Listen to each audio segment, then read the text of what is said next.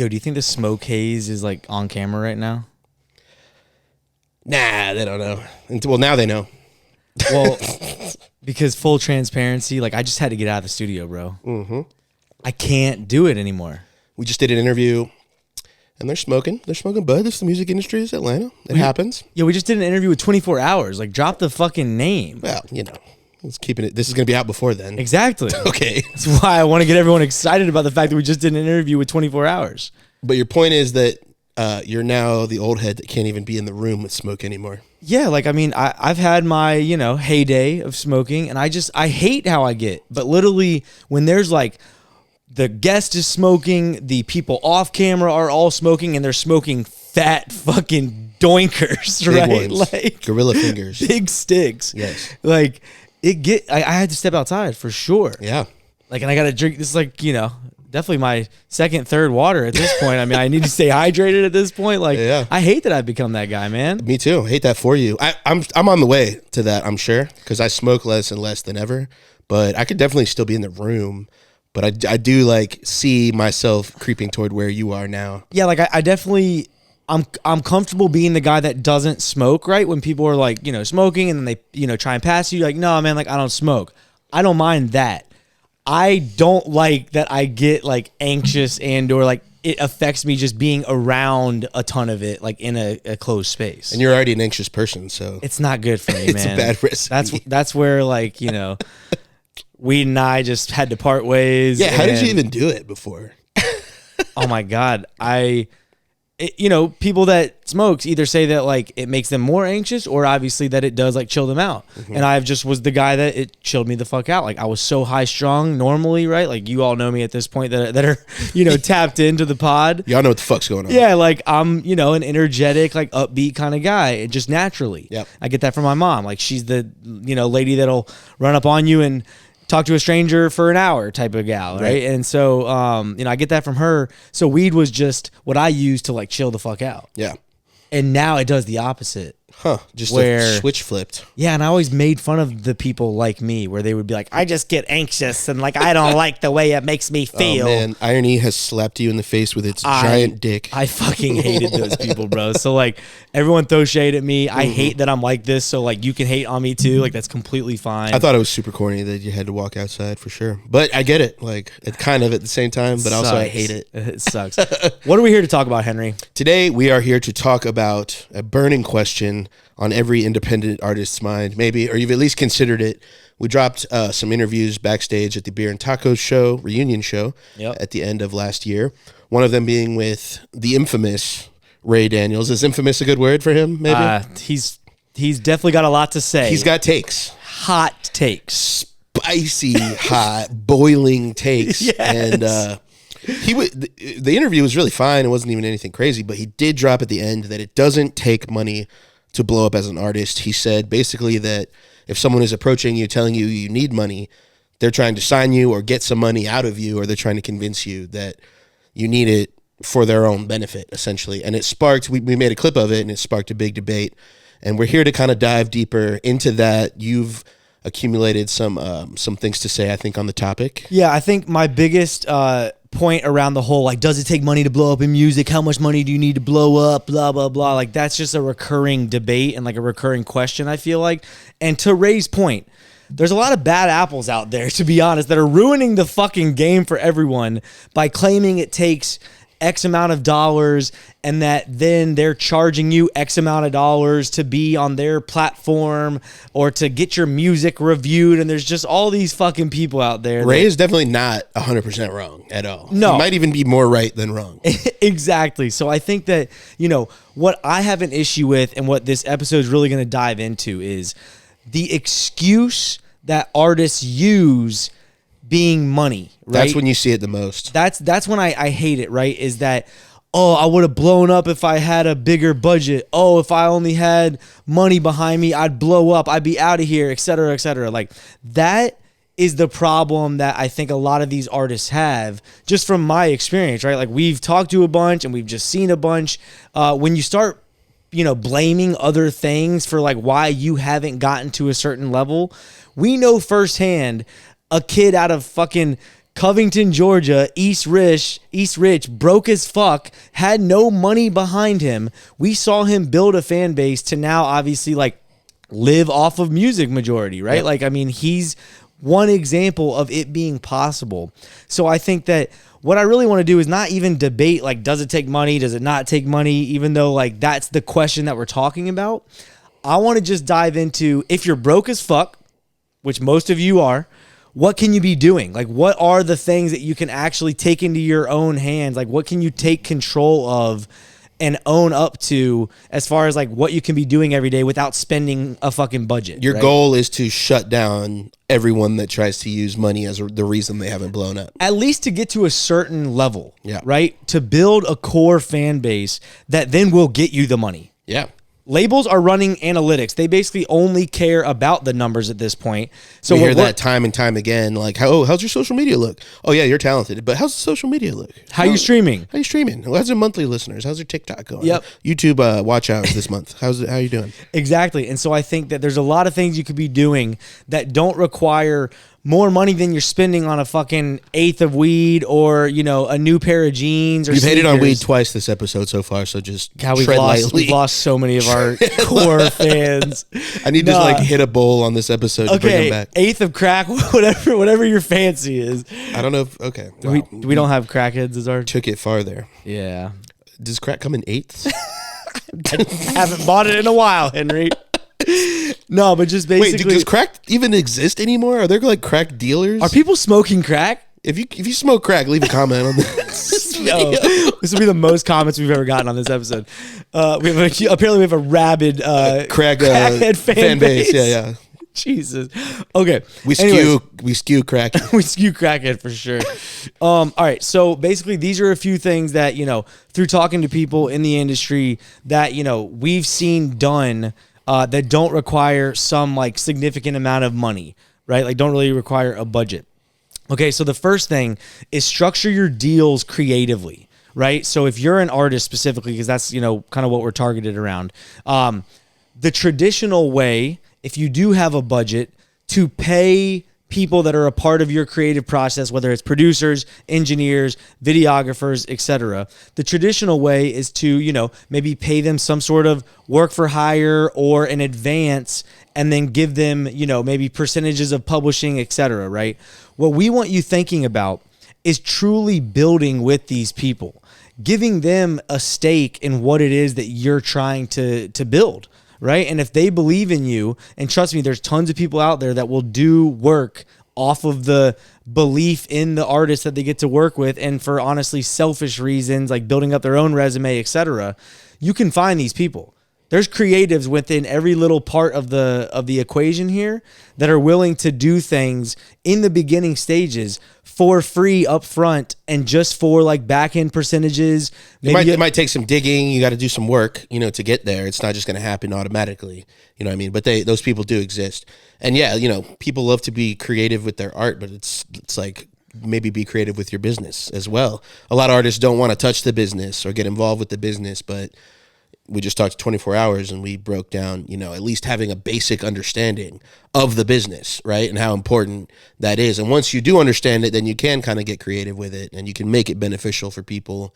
You can spend less or zero money to get some of the shit you need to continue, right? Yeah. I mean, because there was even a lot of comments on the Ray Daniels post that were like, so how you going to pay for the beat? How you going to pay for the studio time? How you going to pay for the cover art? How you going to pay for the video? And this is what this first suggestion, right? Because once again, these are fucking ideas. Like we're trying to figure this shit out together, y'all. Like we don't know that like all of these things are easy, hard, possible, impossible. Like we've heard that they work for some people. So we're just getting you guys thinking, right?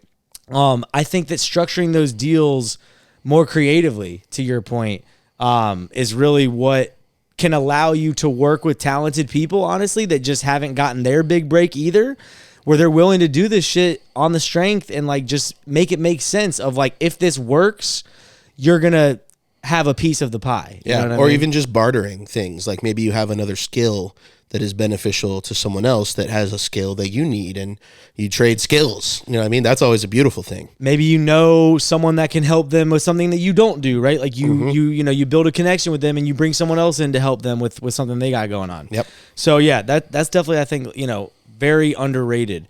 You kind of mentioned this of like, putting up 1,000 jump shots to make this a reality, right? Because you're not just going to find these people on the fucking street, right? Like, you're not just going to meet them for the first time and be like, oh, you're a dope producer. You believe in me. Let's make this song together where I don't have to pay you up front and you get a percentage of my song, right? Like, that's not necessarily going to just happen easily. So I think that the second thing we would recommend you do is like network laterally. We've talked about that so many fucking times on the pod with guests, is that like the thing that allowed them to now call in favors from their peers is because when they were coming up, they were networking laterally. Yeah. They weren't trying to go and, build with the person that had already built something for themselves, right? They were looking left and right, being like, what the fuck y'all got going on? And how can I help you, even though we're both kind of at this, lower level right now? Yeah. And even to take that even further, I think for me, it's just being humble. And because, like, if you're an artist looking for a video guy, it's hard to kind of compare, like, if you're at the same exact level as the video guy in your rap career or not. But if if the guy's got 25 followers, but he's got a clip of a video he shot and you love the video, you need to be humble enough to, give someone a shot. And like you said, putting up a bunch of shots and just go off of how they're, what you think they can bring to the table makes you feel, and not the clout necessarily that's behind it, right? Yeah, and I think a lot of people love to be like, yo, like music videos cost so much money.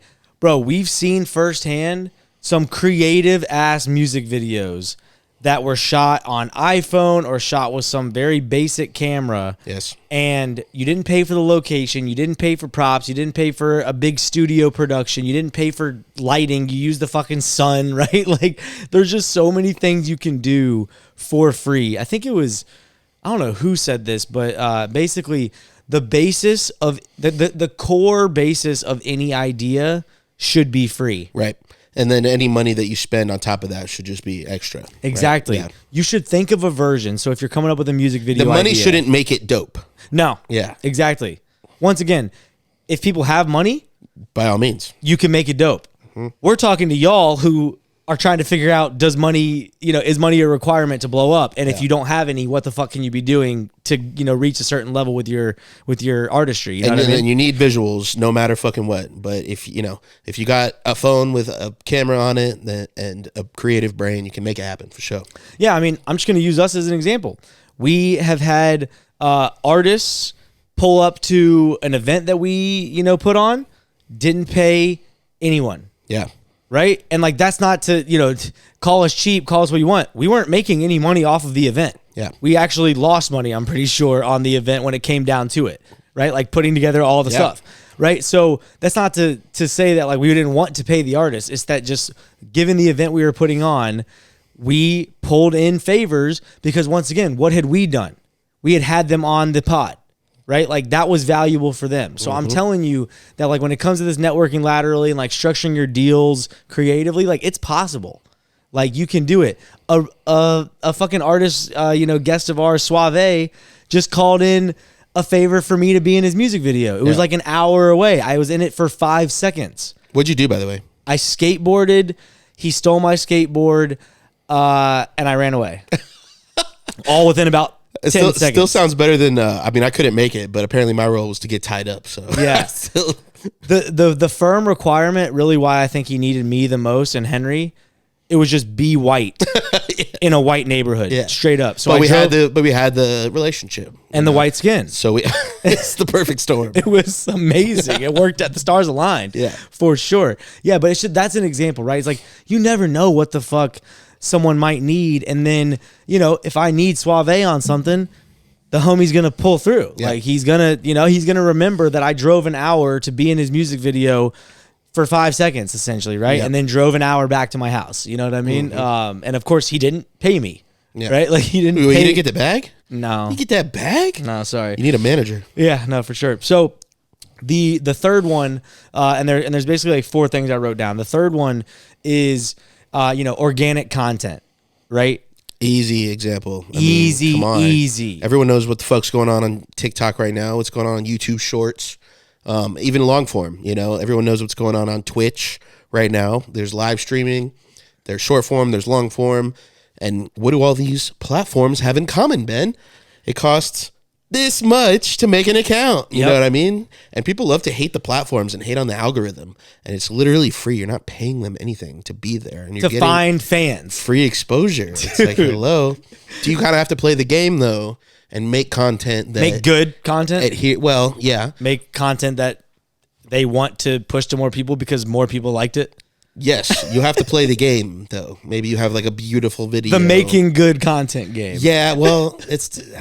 Yeah, I go back and forth on that, man. The capturing people's attention game. In the first 1 second, though, because what if your clip is incredible, but the first 2 seconds you do the millennial pause and you don't start talking right away and people skip because of that? Like, you do have to know the game a little bit. Study the game is all I'm going to say. Okay, you also need to make music that, like, the people of this era who aren't dead right now would like, Yeah, but now it's more important than ever to have, like, 5 seconds of the song be really dope. Like... There are things that are part of the game, man. I have to defend the artists on that one, at least a little bit. I got to defend evolution, bro. Like, just evolve. Stop complaining about, like, how it is right now and either, like, play ball or not, right? Yeah, I mean, for sure. That'd be like us not adhering to, like, the way that we need to structure our clips and, like, studying what's working out there. I know right? we got to do it. We have to. Oh, and the same goes for artists, right? So just the point being of, like, I know that it's the shitty part of the job, right? Creating content. You didn't sign up to be a content creator. Most of you guys, right? Like, of course, some of y'all love it. And I think that's a beautiful thing for you. Strength. Yeah. But the majority of you want to make music and we get it, right? So there's plenty of people. I think Haley Knox is one that's done it amazing. She's this like soulful kind of white girl that plays all types of instruments. She uses like an MPC and she's recording her like bass guitar and she's looping it and she's looping her vocal samples and she just does these videos that have gone viral as fuck. And the songs are fire, but she's just making music in the content. She's not dancing. She's not doing anything funny. She's literally just documenting her creative process. Yeah. In a dope way. Yeah. So figure out what that looks like for you if you're not the type that just wants to like, make all sorts of types of content. I mean, like, do you want to do the music shit? Just do the music shit, but you got to find like a cool way to present it, right? Like, you can't just do so. You can't put little to no effort into it. You know what I mean? Like, this shit requires a lot of hard work. Yeah. So, and that kind of, puts me in my last one that I wrote down. I think that, just me even having worked with a couple artists for like a hot second, right?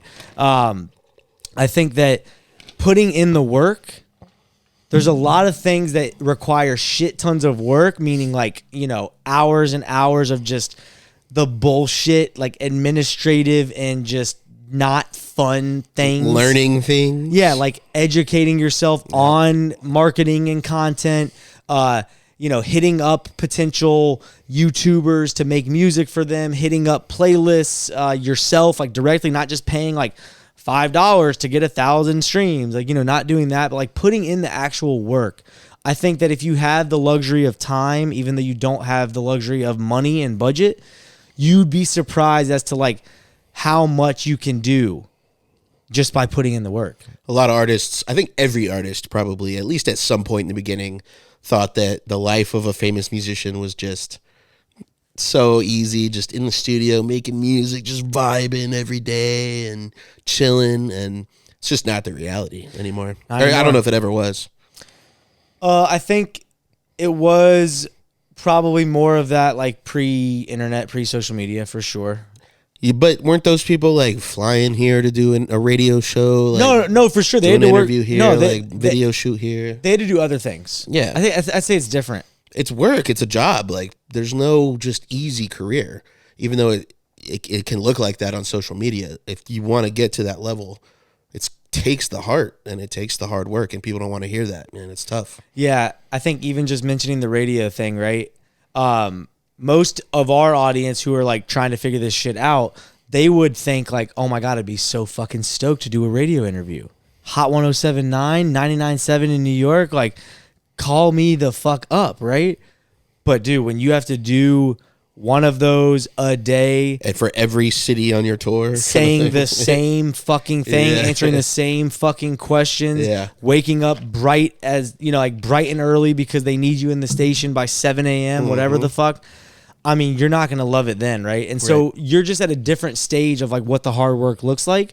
But I do think that, like most artists just think that it really is still like, yo, if I just make the dope music and put it out. Like, I'm just the most talented. I'm the one. It'll speak for itself. I'm Himothy. Himthaniel. Himzel Washington. Yeah, it's a good one. Yeah, for sure. But no, those were my suggestions. Any ones that you had to wrap up? Anything you thought of? Those are pretty fire, man. I gotta say. I mean, I knew you had some good ones to hold this episode down. So yeah, I feel like I was just on a soapbox, but this is like what I do to Henry. So like, forgive me for y'all being my sounding board on this episode. But I hate that money excuse. I really do. We all fucking know it helps. Like, I'm not dumb. Like, if you have some money, you should spend a little bit here. Like, once again, like, stop spending on other things. Maybe if you do want to invest a little bit here, a little bit there, whatever you can, right? Like, comfortably. But just don't spend every day saying like, if I only had this money. Like, dude, everyone has a fucking excuse of like, if I only did this. Like, we've said before, like, if we only had that one guest. Like, no. I'll add this too. It's not how it works. I'll add this too. In order to get to the top tier, of course, it takes some amount of money, but it doesn't take an amount of money to get to a point where you're spending other people's money to get there. You can take all these tools that you named. You can look up more on your own. You can get to a level where you're way high enough where, an investor, a label, whoever the fuck, a manager with some racks believes in you enough to put you in other places to put just fuel on the fire. And then, is money being spent? Yes, but is it your money? Maybe not. Well, I also just think, to seriously wrap up, guys, I promise that we're almost done here. I got like 5 more points. Yeah. Maybe we should just make this an hour episode. No, I think that these investors, or AKA these record labels, they're fucking investors to that point. They're not just spending money without knowing that they will make some money back, at least from a like... Well, they're guessing. But they're very strategically guessing, especially the way that deals are structured now. From everything I've heard, right? Yeah. They can pretty much to a T, like, tell you what it is that you're going to be making, in 2 years, whatever, right? Like, just based on projections of like current streams, et cetera, right? So just also be like smart and don't be fucking naive and think that like they're just going to spend money on you, millions of dollars because you're a dope artist. Like, no, like they understand the audience you've built. They understand the metrics that you have in place, and they can see the light at the end of the tunnel before they ever write you a fucking check. Yeah. Yeah. So. Yeah, I hear it. Well, yeah, artists, we hope you found some value from this. We did an episode for producers. This one's definitely for the artists. Get your wheels turning. Don't use lack of money as an excuse. Get out there and fucking make it happen, boys and girls. Build something that is worth investing in. Non-binaries. Build something that's worth investing in. That's it. Indeed. Yep. Until next week, Henry. Getting out of here. Peace out, y'all. Bye-bye.